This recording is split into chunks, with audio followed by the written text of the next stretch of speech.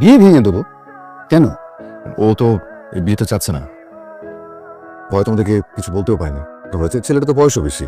কথাটা আগে জানালেও তো ওদেরকে বুঝিয়ে বলা যেত। কাল বাদে পরশু বিয়ে। কয়েকদিন ধরে কানাকাটি করছে, তো দেখেও তো তোমাদের আন্দাজ করা উচিত ছিল। ওদের নাম্বারটা বের করো, আমি হ্যান্ডেল করছি সবকিছু।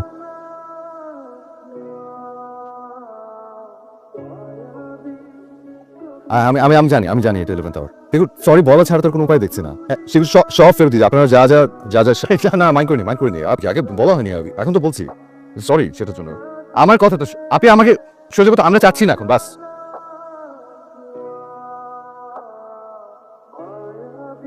তুমি না আমাকে চমকাবে না।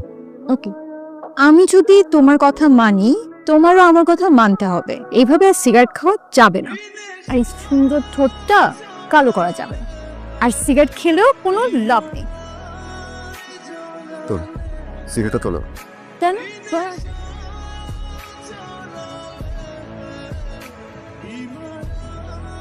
তোর সাহস তো কম না, তুমি আমার ঠোঁট থেকে টান দিয়ে সিগারেট ফেলে দাও। তুমি জানো যে তোমার জন্য কত হাঙ্গামা করতে হচ্ছে। ভেবেছি যে ছোট মানুষ কানাকাটি করছিল, তাই মা ল্যাপটপ সেভ করলাম। ছোট মানুষ মানে? এ মানে কি তুমি আমাকে, আপনি করে বলো। আপনি আমাকে পছন্দ করেন না? জামাই আইছে। বিয়ের আগে একটু একটু অ্যাফেয়ার সবারই থাকে, খুবই স্বাভাবিক বিষয়। তাছাড়া বিয়ের পরে অ্যাফেয়ারটা কন্টিনিউ না করলেই তো হয়। কিন্তু এই সময় এসে যদি বিয়ে ভেঙে যায় তাহলে সমাজের লোক তো ছিচি করবে। একটু খাপ।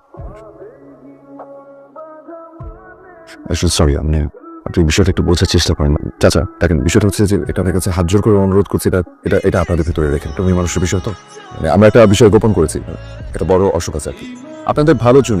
এটা কেন যে মাথায় আপনাদেরকে বলে নাই। কি অসুখ? মানে আমাকে বলেন, আমি তো ডাক্তার। ওর মৃগী রোগ, মানে স্যান্ডেল শুকায় যে নাকের সামনে ধরে রাখে না, মাঝে মাঝে অ্যাটাক করে। না, কোনো অসুবিধা নেই, আজকাল তো অ্যাপোলেপসির খুব ভালো ট্রিটমেন্ট আছে। রাতে জি রাতে চলে চলে বুঝিনি তো, মানে ছোট মানুষ তো, ওর ম্যাচিওর ছেলে একটা, তাই না? আপনি তো বুঝবেন বিষয়টা। তোমার ওর কি আসলে মৃগী রোগ আছে? একটু শুনবেন? আমার প্রশ্নের উত্তর তো দিলেন না। যাও পরে যাও।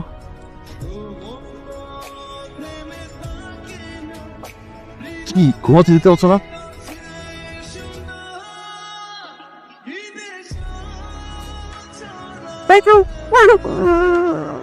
অতদিন ধরে বলতেছি একটু কথা আছে, চলতেছেই না। কি পড়াশোনার ব্যাপারে? যে কোনো একটু কথা আর জি। চল দেখি, চল আমার সই চল। ওর কথা শুনতেছিস না কেন? কি বলবে? কি বলবে? কি রে বল। একটু বাইরে বাইরে? বাইরে কেন?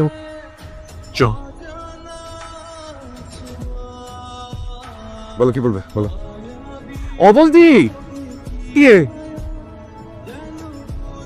যদি চলো না ভিতরে চলো, ওদেরকে নিয়ে। ও আচ্ছা, তোমার সাথে তো পরিচয় করে দিনি। আসো পরে আসো। শুনি জামাইয়ের সামনে আপনার এরকম জয় ধরলো কেন? একদম যদি ফ্রেন্ড হয় তাহলে পছন্দ সুবিধা চিন্তাও করতে পারবি না। আমরা কিন্তু যে কোনো বিষয় নিয়ে কথা বলতে পারি, আরক্ষণ পান করতে থাকি। আচ্ছা হাজবেন্ড ওয়াইফ যদি ফ্রেন্ড থেকে তাহলে কিন্তু ঝগড়া লাগে, এই ঝগড়াটা তখন ফান হয়ে যায়। হচ্ছে রাতে আমার দূর সম্পর্কের কাজিন। হ্যালো রাত্রি, কোন স্কুলে পড়ো তুমি? কলেজে এইছিস।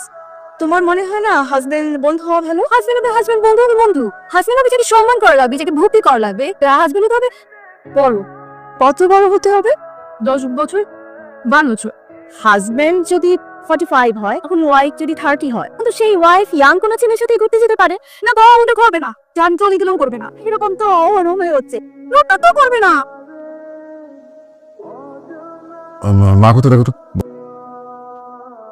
আমি দেখি গাড়িটা কোথায় আছে। হ্যাঁ ঠিক আছে, বাড়িতে আসিস কিন্তু। হ্যাঁ আসবো। তুই থাকা যাবি কবে? এই মেয়ে তো তোর উপর একেবারে ক্রাশ খেয়ে বসে আছে। অত তাড়াতাড়ি পারো এই মেয়ের ক্রাশ ভালো। আয় ওদিকে, ওই খালামা খালুকে বলিস। রাত্রি দাঁড়াও। কি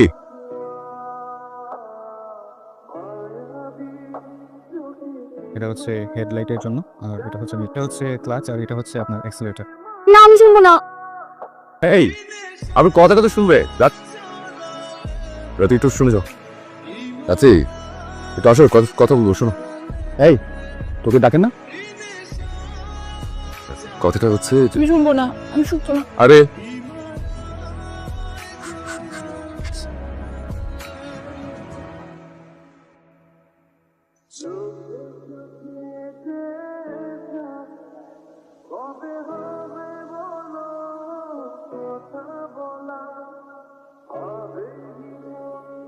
তোমাকে কথাটা না বলে যেতে পারলাম না। শুনবো না, আমি কিছু শুনবো না। না না না না। আমি জানি তুমি আমাকে নিয়ে কি ভাবছো, কিন্তু কোনো কিন্তু নেই। আমার মধ্যে যদি কোনো ধরনের নরম চরম দেখি, আমি তোর সোজা সজলের সাথে বিয়ে দিয়ে দিব। আগামী 2 বছর ভেবে শুধু পড়াশোনা করবে। আচ্ছা, তোমাকে মাস্টার ডিগ্রি করতেই হবে। তোমার বাবা নেই, মা অসুস্থ, তোমাকে তোমার ফ্যামিলি টেক কেয়ার করতে হবে।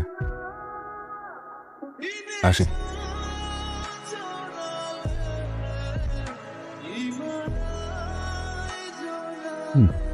হ্যাঁ, হ্যালো। কলেজে যাওনি? আচ্ছা, ও সাপের মতো দেহ নলাকার, দীর্ঘ তোমার পাখনা ও যুগ্ম পাখনা। এক দেড়শো। এই কি রে? আচ্ছা, তাহলে আমি কি কবে আসবে আবার? দেরি হবে আসতে। তোর ক্রাশের কি অবস্থা? আসলে সেদিন আমি অনেক কথা বলে ফেলছিলাম। রিলেশনশিপ কোনো থিওরি মেনে চলে না। বয়সের পার্থক্য হলেই খারাপ, এটা কোনো রুলস না। যে কোনো সম্পর্কে লাভ থাকলে ওয়ার্ক করে।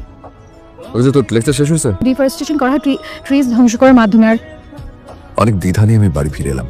আমার জানতেই হবে রাতের জন্য আমার অনুভূতি কি। আমাকে দেখে ছুটে এলো সে। এলো এক প্রেমময় নারী, কিন্তু পরক্ষণে মনে হলো এ এক কিশোরী।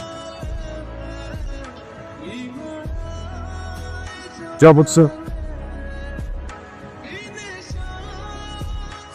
টানটানি করে পুরো বাজার ব্যাগটা ফেলে দিলাম। নিচ্ছি তো আমি। আমি দ্বিধার আরো গভীরে চলে গেলাম। ঢাকা তোমাদের এখানকার থেকে আর ঢাকায় বেশি ভালো মাছ পাওয়া যায়। ঢাকায় মা ভরা বিয়ে। কিন্তু সেদিন সজলের সাথে তার মাখামাখি কি যেন এক আলোড়ন তৈরি করে। এদিকে আসো, এদিকে আসো। এটা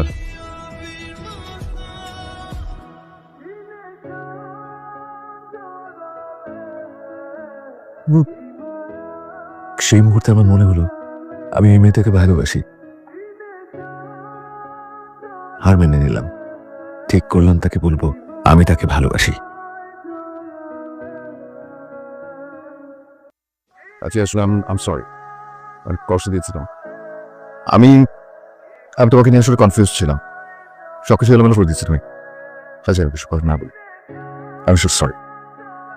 ভেবে যেটা বুঝতে পেরেছি সেটা হচ্ছে আই লাভ ইউ। ভালোবাসি তোমার। ভালোবাসা আসলে কোনো থিওরি নেই। ওই মাস্টার ডিগ্রি পর্যন্ত অপেক্ষা করতে হবে না। বিয়ের পর কেউ পড়ালেখা কন্টিনিউ করতে পারে। আমি আসলে এখন এটা বিশ্বাস করি যে লাভ ওয়ার্কস। তুমি চাইলে নেক্সট উইকে আমরা বিয়ে করতে পারি। চুপ কেন এখন? না, আমি বিয়ে করবো না। আমি আপনাকে বিয়ে করবো না।